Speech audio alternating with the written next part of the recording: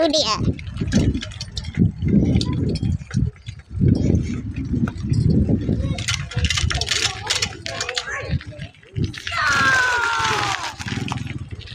Oi, mana boleh main depo muat bertiga? Jadi dahsyat sangat. Kita dekat tu rumah Afam. Kita nak tengok. Hello guys. Kita kat rumah Afam ni.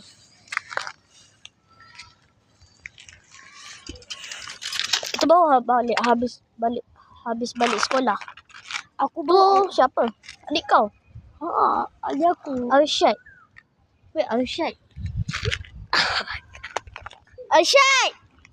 Angah dia dah buat video. Dia dah buat video weh. Dia dah ngomong tadi. Apa kau pakai basikal tu? Aku pinjam ada aku ni. Woi, ada manja. Woi, ni aku tunjuk ada manja. Ni mau mengasuh. Ni mau mengasuh aku. Jom ikut aku. Ikut aku. Dia cakap kucing dia meninggal tadi, dia sedih. Nah. Tolonglah angkat.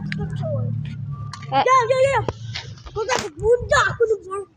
Tak apalah, jom. Ni aku dah buka baju aku. Tak payah. Ada mak adik aku. Aku suka dia aku kau padu. Abang, ayah tengok ni.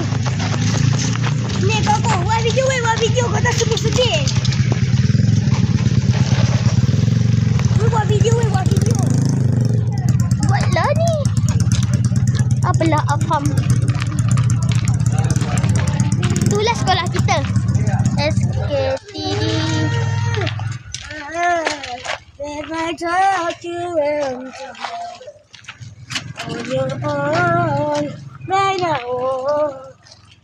Ini mau mengasuh kue. Apa jadi? Tak ada mama.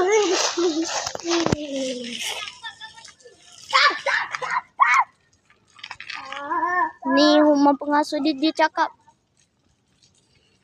Pergi sorong. Oi, kita nak pergi kat kubur kucing. Jom. Kucing yang meninggal tu.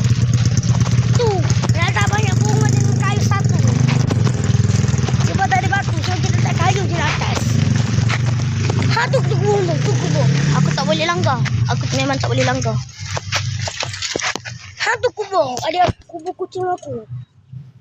Tu kucing dia. Tu, tertanam bawah tu. Tanam bawah. Semalam kita kena pada anjing. Semalam kita dapat buku dengan anjing. Semalam ni gaduh dengan anjing. Semalam tergigit. Tak ada darah. Cuma okey kena serang anjing. Dia kuat. Dia dah besar. Nak kucing hitam tu. Anjing nak kejar dia pun dia hilang di sana. Ni. Itulah sekolah kita.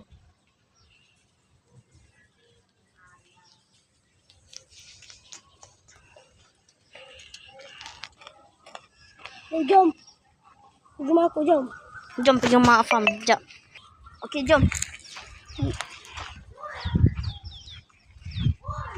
Sabarlah. Saya tak tadi. Kucing Afam mati.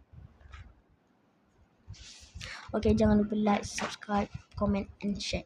Bye. Apa benda kakak jatuh?